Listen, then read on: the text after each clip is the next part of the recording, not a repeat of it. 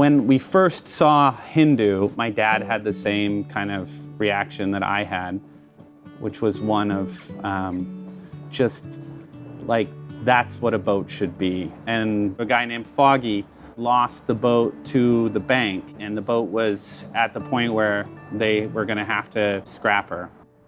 We decided as a unit that we wanted to save the boat and see her in her former glory again.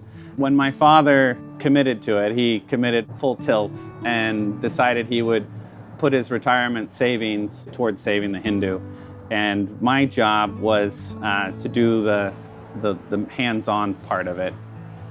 I remember getting in and realizing just before we closed that we were going to have to replace every plank on the transom because every hood end was rotten. And I called my dad. I was almost in tears, and I said, "Hey, I don't know if we can do this." And my dad was like, "We can do anything." And he's like, "I'm in if you're in." And so that was kind of the only moment of hesitation.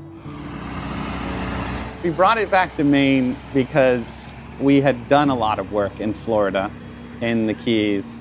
The logistical nightmare of getting stuff to Key West and finding people that are actually really versed and proficient at this type of construction down in the Keys is just not really common. So bringing it back to Maine for us was a must in a way, because the boat was born right in Booth Bay, Maine.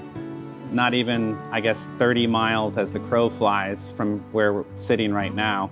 So the reason we got here in this town in Maine is because of our two shipwrights, Mike Rogers and Simon Larson. I've known of them for some time. They actually did Ladona, which is another one of Hindu's sister ships, another William Hand design.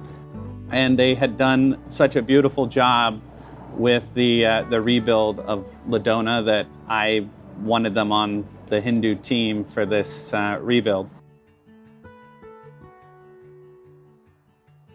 I believe today, earlier you saw Simon cutting out some of these buttocks. These frames are black locust. The reason that locust is such a phenomenal wood is it's really, really strong and incredibly rot resistant. And then you probably saw him adjusting the table on this awesome old bandsaw. This bandsaw is a turn of the century saw, probably run originally by a water mill. You probably saw Mike Rogers walking the plank, so to speak, around the boat, cutting off all of the shear planking to expose the clamp and the shelf so that we can fit the frames in, and we're continuing to put the shear back in the boat.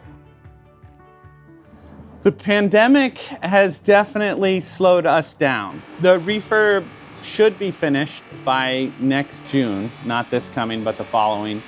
And is to take her straight to P-Town and put her right back into her service. Having, had to give away the entire summer season, which was most of our nest egg for doing this this big rebuild. It's definitely been much, much tighter financially. That's one of the problems when you face a financial hardship, is you have to find out what things you can do without, what things you can't.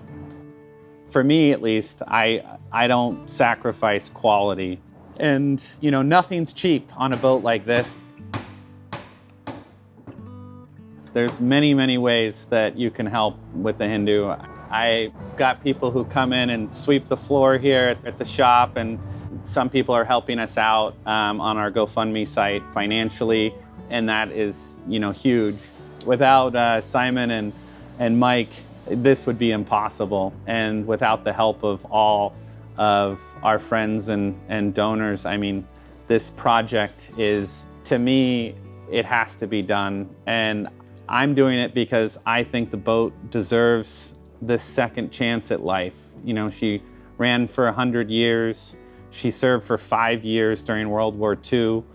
We estimate that around 2 million people have gone sailing on Hindu since 1946 out of Provincetown. She's done those things that not many boats can say they've done. it's an inanimate object, but I feel like it's more than that. And, you know, and they say a boat has a soul. A wood boat really has a soul. It was alive, it was growing. And I feel like it has meaning because people walk away with a different point of view. They appreciate how things used to be, and taking things back to a simpler time might be, you know, might be something to look into in their own lives.